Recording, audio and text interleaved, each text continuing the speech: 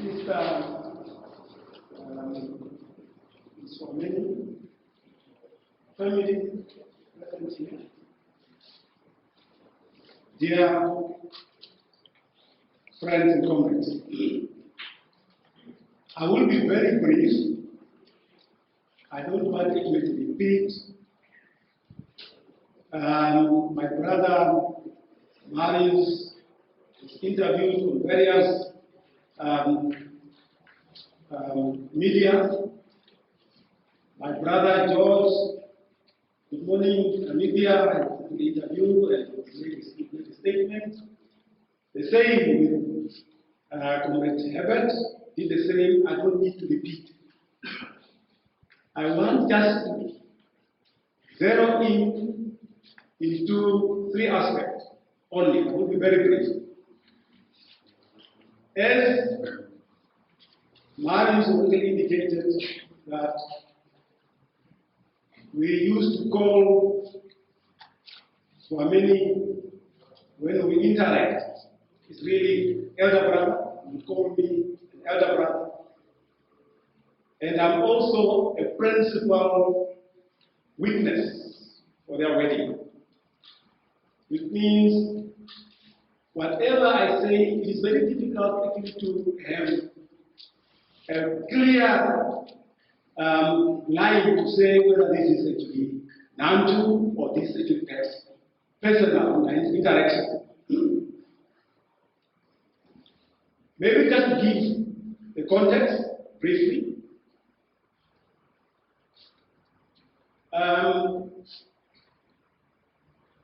We remember that it is NANTU who initiated the idea of, because of the pressure of 1988, that teachers need to find a common voice so that they can actually speak on behalf of the teacher and make their position very clear. And of course, our colleagues who were in Bintu started meeting and interacting with one another.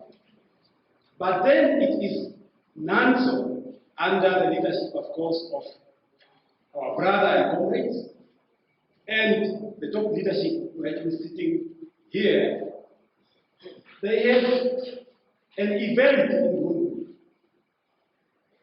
While in Rundu, they extended the invitation to some of us. They extended the invitation to us because we were associate member of NANTU. When we completed our study and we went now to go and practice teaching, we did not have a platform, but we remained as an associate, as activist for NANTU. And it is in that manner we were invited to the first meeting that took place in Okahanja to come and consult. I don't know how they actually agreed upon, but we find ourselves, the former the associate members, we are brought together in Okahanja to try and find out as to whether there is a possibility of us moving forward to establish an organization that is representing teachers. We met, me and Dumo and Katamba. We came with the former governor, in particular our principal, Maurus Nekaro. He dropped us there. The resolution was to go back and mobilize teachers and try to establish whether there is a fertile ground. And if that, is the case, so that we should really move forward and establish a teachers organization. We went and organized, but then they convened NANTU again, the last meeting in Tumen. under the leadership of Marco.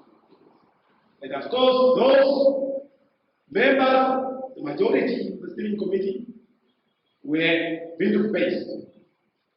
Comrade Herbert, Comrade Malambo, Joseph Onyore, the late Aaron, President Mukhane, and many others.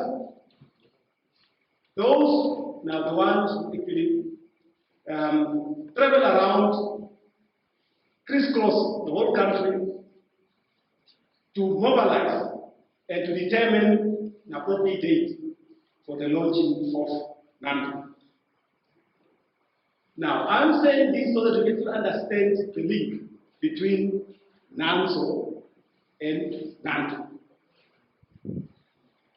Which means NANTU and other progressive organizations like CCM, NOW, right from the beginning, they were supporting this idea, they were supporting, even putting their resources in to facilitate and to make sure that NANTU was launched in Sipena Hall in 1989. What does that mean? For us, who were actually in NANTU then, what we learned from NANTU is that the question of solidarity, they were prepared to share the resources with NANTU. I remember some of us at that stage did not have even driver's license, but we would go to NANTU to provide us with drivers, to take us, wherever the activities was actually organized. They are known, who actually supported us in that. Apart from being driving, it's also the question of really, we could actually mobilize together when we wanted perhaps either demonstrations or when there are certain activities that have got common objectives, we could actually work together. By that time, even if you look at the unit, what we call educators in most of the industrial unions, were students. Students were actually, they went beyond, NANTU, because they have got the skills and knowledge that they had to share with their parents, with the workers. And normally, they were actually used to become trainers, to make workers conscious of their plight.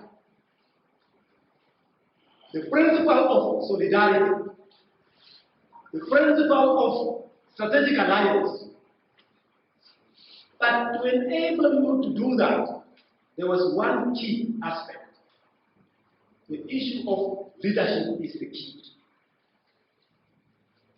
At that time, most of these organizations, leaders was not actually allowed to. You cannot just go to a congress and decide to say, let anyone know, because otherwise the program will be derailed. People were looking at leadership very critical, because it was not about position. It is about the capacity to deliver. It is about principles, values that is embodied in that particular individual to drive the process. First and foremost, issue on the ground. And then ask the question, who will be driving or implementing this Congress, the resolutions? That informs you the kind of character, the kind of the team that you need to assemble to enable you to move forward. Therefore, it was not a position for decoration. It was skill set that required. to move that organization forward. Then, being those principles in the organization that we actually learned from NANTU, what we also learned that the collective leadership, as my friend Markus is saying, as much as that the president of the organization is there to lead, but he was supported by the able-bodied, able member of that team. Comrade Kalenga was actually saying, he was actually the finance minister. And it has proven that accountability is very important. You cannot afford to have someone who will actually misuse the finances. Because if you give to everybody, you will run away with funds. And your name will be the key. But unfortunately, after independence, leadership is about positions, not necessarily a key set of skills and values and principles that will enable actually, to take that organization to forward. How will you, if you don't have those skills, how will you actually do networking? If you don't have those skills, that leadership should have specific principles and values. For you to mobilize, you should be able to move across